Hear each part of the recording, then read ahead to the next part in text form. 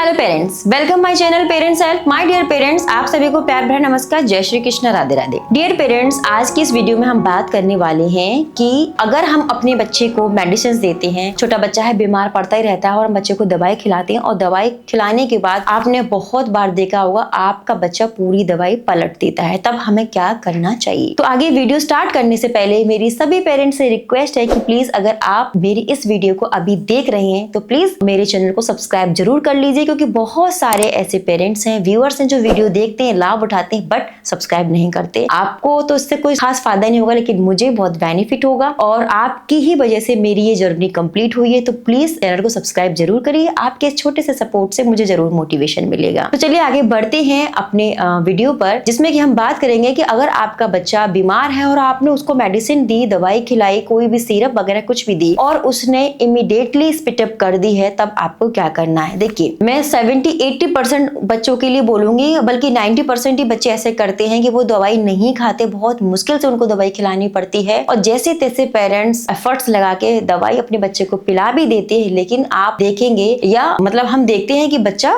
तुरंत दवाइयां पलट देता है। अब हमें क्या करना है ऐसी सिचुएशन में कि बच्चा दवाई पलट रहा है। देखिए, अगर आपके बच्चे ने आपने बच्चे को दवाई पिलाई, दवाई पिलाने के कुछ जैसे 60 मिनट या 50 मिनट का कुछ होता है सेट, स्टडी के अकॉर्डिंग अगर 50 से 60 मिनट के बाद अगर बच्चा वॉमिट कर रहा है, मीन्स दवाई पी ली उसने और उसके थोड़ी देर बाद यानी कुछ 50 या 60 मिनट्स के बाद आपका बच्चा स्पिटअप कर देता है, देन आपको रिक्वायरमेंट नहीं है अपने बच्चे को दोबारा से दवाई पिलाने के लिए, क्योंकि जो टाइम पीरियड है 50 से 60 मिनट तक यानी 60 मिनट के ड्यूरेशन में जो भी दवाई बच्चे ने पी उसका एब्जॉर्प्शन बॉडी में हो जाता है, शरीर में वो काम करना स्टार्ट कर देती है, उसका ऑब्जर्प्शन हो जाता है। लेकिन आपने बच्चे को पिलाई और पिलाने के बाद इमीडिएटली बच्चे ने वॉमिट कर दी, तो वो दवाई बच्चे के शरीर में नहीं गई, क्योंकि आपने पिलाते ही या तो आधी तो उसने पीते समय फैला दी और बाकी उसने जो भी अंदर गई वो सारी बाहर निकाल दी। तब आपको क्या करना है, सेम डोज, ठीक है, सेम डोज आपको अपने बच्चे को पिलाना है। ठीक है, आपको थोड़ा वेट करना है, बच्चे का मूड सही करना, उसे थपथपाना है, उसका माइंड डाइवर्ट करना। ऐसा नहीं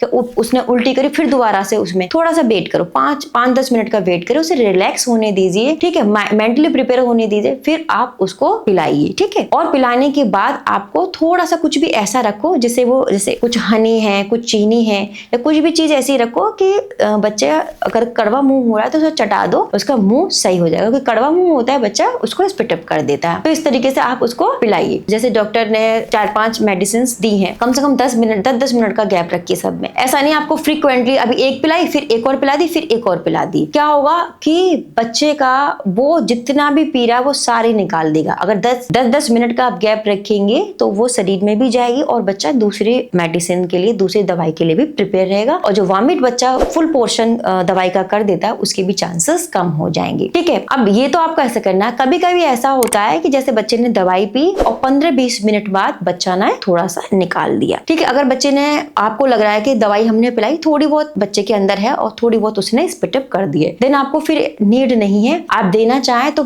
थोड़ा सा, अगर आपको ऐसा लग रहा है कि हाँ बच्चे ने कुछ दवाई निकाल दी है, तो 1/4 पोर्शन यानी बहुत थोड़ी सी मात्रा में आप उसको दे सकते हैं, जिससे कि जो भी उसके मुंह से निकली है वो फुलफिल हो जाए और कवर हो जाए और जिससे बच्चे की जो प्रॉब्लम है वो भी खत्म हो जाए। इस तरीके से आपको ध्यान रखना है। बहुत बार ऐसा होता है कि बच्चे को हमने दवाई पिला दी, बच्चे ने दवाई पी दी, बच्चे ने थोड़ी देर बाद क्या पूरा जो भी उसके पेट के अंदर था, दवाई, खाना, दूध, वो भी सब निकाल दिया। उस कंडीशन में आप अपने बच्चे को डोज रिपीट कर सकती हैं। ठीक है, कि वो उसने सारा ही निकाल दिया, लेकिन थोड़ा वेट करके बच्चे को थोड़ा नॉर्मल होने के बाद आप अपने बच्चे को दे सकते हैं। दवाई पिलाने के लिए सबसे बेहतर तरीका है कि अगर आपके डॉक्टर ने कोई भी सिरप है या कोई भी है 5 ml या 7 ml जो भी दी है, तो उसको आप ढक्कन से मुंह में मत उड़ेलिए एकदम। उसमें 99% बच्चा उसको स्पिटअप कर देता है, चाहे उसमें अच्छा फ्लेवर हो चाहे कैसा ही फ्लेवर हो, उसको वो स्पिटअप कर ही देगा। आपको करना क्या है, सुई वाले इंजेक्शन होते हैं जिसमें सिरंज नहीं होती, सिरंज हटा दीजिए, बिना सिरंज वाले जो इंजेक्शन होते हैं उसमें आप मेडिसिन को पूरा फिल करिए, फिर उससे थोड़ा थोड़ा एक एक दो दो ड्रॉप बच्चे को पकड़िए और साइड से डालिए, इस साइड से और इस साइड से, इस साइड से और इस साइड से। डायरेक्ट उसके गले में मत डालिए, डायरेक्ट डालोगे बिल्कुल मुंह में अंदर, तो उससे क्या होगा, बच्चे की जो श्वास नली होती है उसमें फंस के बच्चे को बहुत बैडली कफिंग होगा और वो बच्चे के श्वास नली में जाके बच्चे को दिक्कत कर सकता है। तो आप बिल्कुल साइड से थोड़ा थोड़ा सिरिंज से निकालते जाइए और जिससे बच्चा उसे थूक भी नहीं पाएगा, वो उसको निगल ही लेगा। एकदम सिरिंज भरी और एकदम बिल्कुल मुंह में डाल दी, ये बिल्कुल मत करना। थोड़ा थोड़ा